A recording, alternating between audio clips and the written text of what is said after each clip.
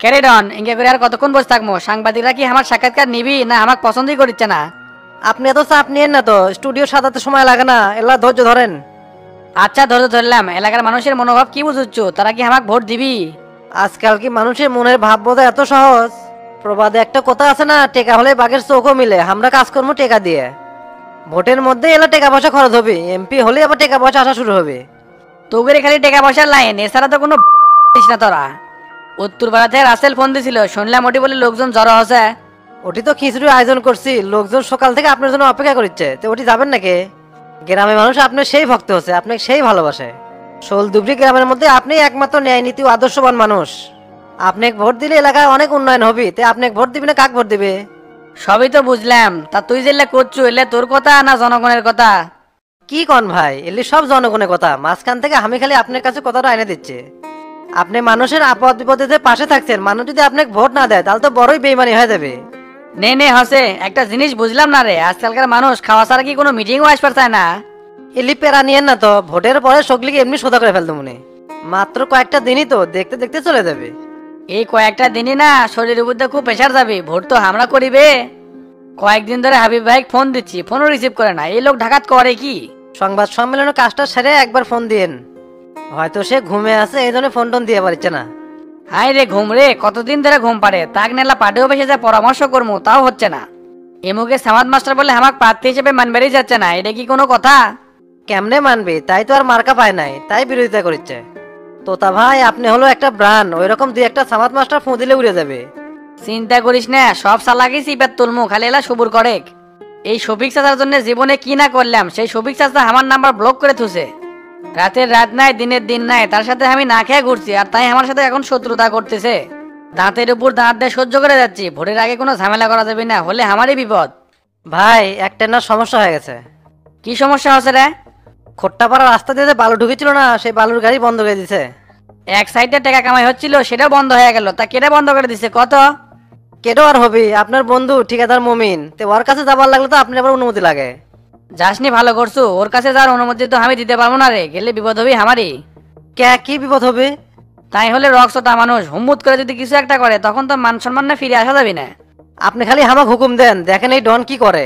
সাত ঘাটের পানি খেয়াচ্ছি, ওলি মমিন টমিনের বেল আমার কাছে নাই। খবরদার, ভোটের মধ্যে কোনো ঝামেলা করবো না। কেউ যদি তুই থাপ্পড় মারে আর টাকা লাগিয়ে দেবো আর একটা খাওয়ার জন্য। আর যদি তুই কেউ শালা কয়, তখন তুই দুলাভাই কবু। যা করছি এলাকান সব মনে থাকে। ভোটের দাঁড়িয়ে পড়ছি এক বিপদে, তাছাড়া এলাকার মানুষ বুঝলো নি এই ডন কি জিনিস। তাছাড়া সরাসরি হামাকের সাথে কেউ বিরোধিতা করার সাহস পেল নি।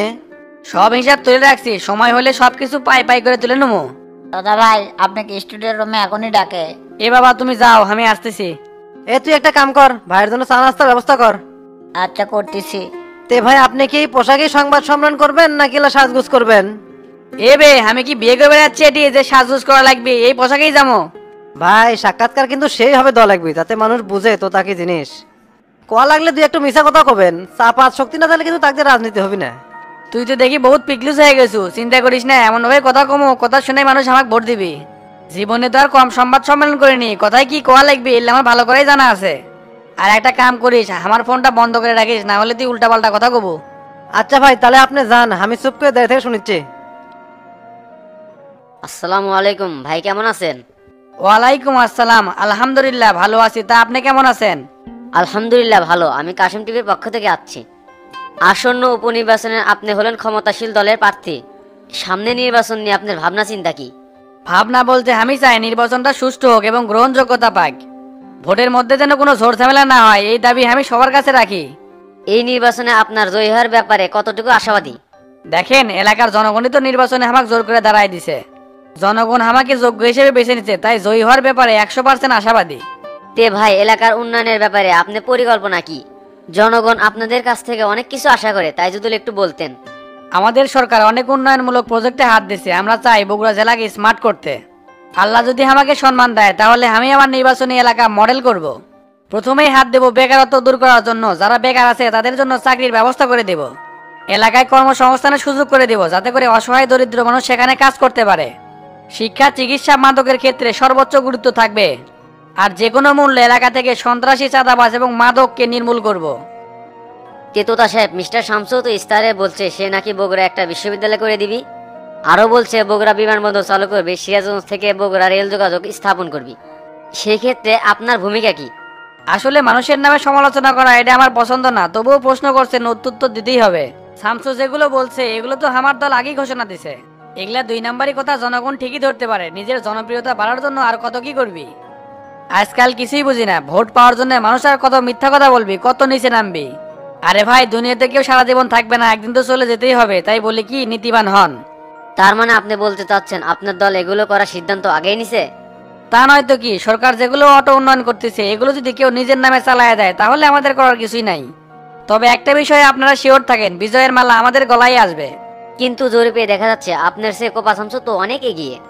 আপনি হাস্যকর একটা প্রশ্ন করলেন। ভোটের মাঠ 1 ঘন্টা আগেও চেঞ্জ হতে পারে, আর কয়েকদিন পরেই তো নির্বাচন, তখনই দেখা যাবে কে হারে কে জেতে। তে ভাই, আপনাদের কি আর কোনো কিছু জানা আছে? আমার উঠতে হবে। তে জনগণের উদ্দেশ্যে কিছু বলেন। সবার উদ্দেশ্যে একটা কথাই বলতে চাই, আমার মার্কা হচ্ছে টিবল। সবাই আমাকে টিবল মার্কায় ভোট দিয়ে জয়যুক্ত করবেন, কেননা জনগণ আমাদের পাশে আছে। জনগণকে নিয়েই আমরা এলাকার উন্নয়ন করতে চাই।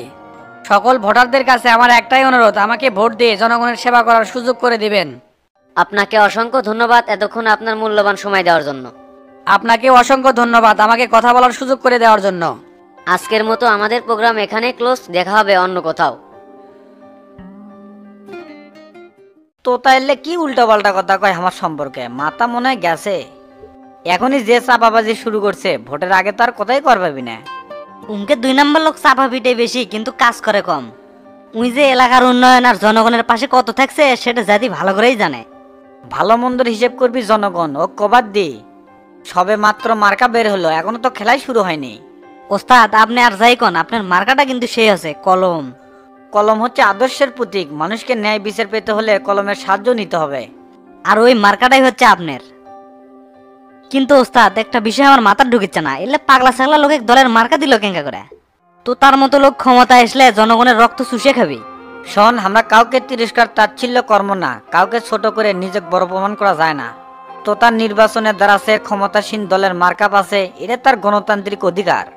তাই তার মতন করে চলুক, আমরা আমার মতন করে চলি। খেলা হবে ভোটের মাঠে। ওর তো কোনো লেভেল আছে বলে আমার মনে হয় না, ও কেঙ্কা করে জনগণ ভোট দিবি। লেভেল আছে কি না আছে এটা জনগণ ডিসাইড করবে, তোর এত ফকফক করা লাগবে না। বয়সের সাথে সাথে বিবেক বুদ্ধিও না বাড়াস, এখনো কি তুই চেংড়াই আছো? আচ্ছা ওস্তাদ, সমস্যা নাই, বারামনি। তা গাড়ি বার কর, দক্ষিণ পাড়া যাওয়া লাগবে, কিছু লোক বসে আছে, ওদের সাথে কথা কওয়া লাগবে। আচ্ছা, বার করিচ্ছি। কি হাবিব সাহেব, মনের আশা তো সব পূর্ণ করে দিলাম। হ্যাঁ ভাই, আপনাকে অসংখ্য ধন্যবাদ, আপনি যে আমার কথা রাখছেন। আপনার কাছে আমি সারা জীবন কৃতজ্ঞ থাকবো, কোনোদিনও এই ঋণ শোধ হবে না। তো তাক যদি মার্কা না দিলেননি তাহলে এলাকাতে আমার মান সম্মান থাকলো না। হেনি আপনি আমাকে রক্ষা করছেন। তা তো বুঝলাম, কিন্তু চা নাস্তা তো কিছুই করালে না, খালি খালি ভাত তো আল্লা লাগে। লজ্জা জান দিয়েন না, আপনি কয়দিন করছি যে পকেট গরম করার দায়িত্ব আমার, তা আপনি তো কথাই শোনেন না। এই সুযোগে 2 টাকা আমারও পকেটে ঢুকলো নি, আপনার পকেটে তো ঢুকলো নি, তাতে ক্ষতি কি? আরে পাগলা, ইয়ার কি ফাজলামো করতেছি? মার্কা বেশি যদি টাকা নেই, প্রেসিডেন্ট খবর করে দিবে আমার। তো তুমি ঢাকায় পড়ে আসো কেন? এলাকায় যাও, যেভাবেই হোক মার্কার বিজয় আনাই লাগবে। ভাই, আজকে সন্ধ্যায় এলাকার ঢুকমু, তে ভাবলাম আপনার সাথে যাওয়ার আগে একটু সৌজন্য সাক্ষাৎ দেই। তে ভাই, তোতা যে মার্কা পেলে এই জন্য পার্টির থেকে কোনো সাহায্য সহযোগিতা করবি না? হ্যাঁ হ্যাঁ, অবশ্যই, তাকে একটা ভালো অ্যামাউন্ট দেওয়া হবে, যাতে করে সে স্বচ্ছভাবে ভোট করতে পারে। প্রেসিডেন্ট অলরেডি এ বিষয়ে আমার সাথে কথা বলছে। তুমি এক কাজ করো, তো তার অ্যাকাউন্ট নাম্বারটা আমাকে দিয়ে যাও। তো তার অ্যাকাউন্ট তো আমার কাছে নাই, আমার অ্যাকাউন্টে দেন, আমি তো তাকে পরে দিয়ে দেবনি। ঠিক আছে, যাওয়ার সময় তোমার অ্যাকাউন্ট নাম্বারটা দিয়ে যাও। তা প্রচারণার জন্য আমি এলাকায় কবে ঢুকবো? আমি আগে এলাকার যাই, তারপরে আপনাকে আমি জানাবো নি। ভোটের মাঠ যখন গরম হবি তখন আপনি এলাকার ঢুকলে ভালো হবি।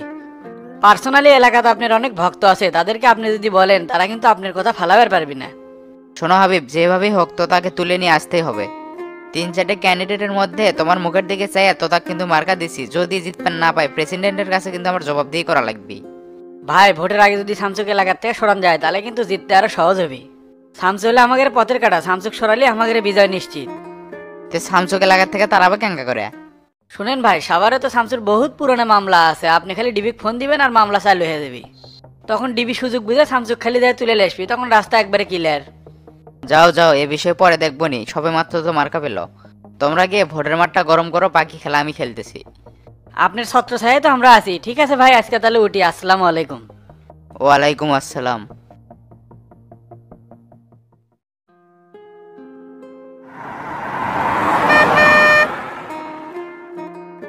মানুষের যখন ভাগ্য ভালো হয় তখন চারদিক থেকে খালি আসে আর আসে, আমার কাছে সেই হাল। এই মাসে ভালোই টাকা কামালাম, আর একটা সকেট পেলাম তো দেখি কত টাকা অ্যাকাউন্টে আসে। তো তো আমার জীবনে রত্ন হয়ে যাচ্ছে রে, তুমি পেলে মার্কার, আমি পেলাম 60 লাখ টাকা। জীবনে যা ইনকাম করবেন না পারছিলাম, এই তো তাকে ব্যবহার করে সেই টাকাই ইনকাম করবো এবার। এই জন্য মনে প্রাণে চেষ্টা করতেছি তোতা যেন এমপি হয়, হলে আমি লালে লাল। 2 দিন হলে তোতা ফোন দিচ্ছে, ফোন রিসিভ করার সময় পাচ্ছি না। যাক, বাড়িতে যে একবারই কথা কমনি। কি বন্ধু, ব্যস্ত না ফ্রি? জরুরি ভাবে তোমার কাছে না আশা লাগলো বারে। বুঝলাম না মেম্বার, কি এমন দরকার জরুরি ভাবে আমার অফিসে আসা লাগলো? তুমি একটা লোক, মেম্বার ছাড়া কোনোদিন আমার সাথে কথা বলে না, তা দাঁড়িয়ে থেকে কথা কমো না বসে থেকে কথা কমো? আসো আসো, বসে থেকেই কথা বলো। আচ্ছা আচ্ছা, বসতেছি। তারপর কি খবর? শুনলাম তুমি নাকি আমার বালু ট্রাক যাওয়া বন্ধ করে দিচ্ছ, এতে করে তো বহুত ট্রাক আটকে আছে। আমার তো অনেক বালু কেনা আছে, গাড়ি যেতে না পারলে বহু টাকা লস হবে। তোমার লস লাভ দেখে তো আমার লাভ নাই। নতুন রাস্তা করছি, এই সময় এই রাস্তাতে বালুর গাড়ি গেলে রাস্তা তো নষ্ট হয়ে যাবে। তুমি কি চাও এই হিট ঠিকাদার মমিনের ক্যারিয়ারে দাগ লাগুক? আরে ভাই, ছোটখাটো বিষয় না, তুমি এত চাপ নিচ্ছ কেন? রাস্তা নষ্ট হয়ে গেলে আমি তো রাস্তা ঠিক করে দিব। তো তুমি এত করিচ্ছ কেন? জনগণের টাকা এখন খাবে না কখন খাবে? টাকার দরকার আছে না, সামনে তো নির্বাচন। শোনো মমিন, মিষ্টি খাওয়ার জন্য কিছু টাকা দিচ্ছি, তুমি গাড়িটা ছাড়ার ব্যবস্থা করে দাও। এ কথা তুমি ব্যতীত তোমার ছেলে পেলে কোলে জিবে টানে একবার ছিঁড়ে ফেলে দিতাম।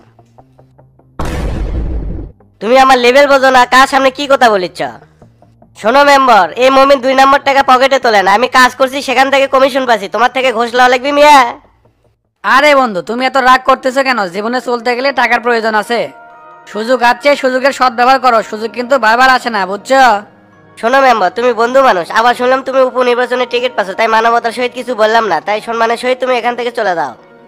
নাও নাও, তোমার সাথে তো কথা বলতে পারবো না, রাস্তা ঠিক হলেই ভালো যাবে নি, এতে করে আমার লস হয় হোক। আচ্ছা যাও, তোমার কথার ডাইস আমাকে ভালো লাগেনি, তাই অফিসে আর চা খাওয়ালাম না। দেখ স্যাংরা, কথাবার্তার সিস্টেম তো তুমি বোঝো না, থাকো, চলে গেলাম। একবার তুমি খেয়াল করে দেখো, তোমার লেভেল কুটি আমার লেভেল কুটি। সকালে সংবাদ সম্মেলন দেখো নি? এইসব লোক যে সমাজের নেতৃত্ব দিবে সেই সমাজটাই তো নষ্ট হয়ে যাবে। বুঝলাম না এইসব ন্যারো মাইন্ডের লোক পার্টির মার্কে কিভাবে পায়। শোন সবুজ, আজ থেকে রাতেও তুই ডিউটি দিব, কোনোভাবেই যেন বালু ট্রাক না যেতে পারে। যদি বালুর গাড়ি ঢোকে তাহলে তোর কিন্তু খবর আছে। ঠিক আছে বস, আর একটা বালুর ট্রাক ঢুকবি না।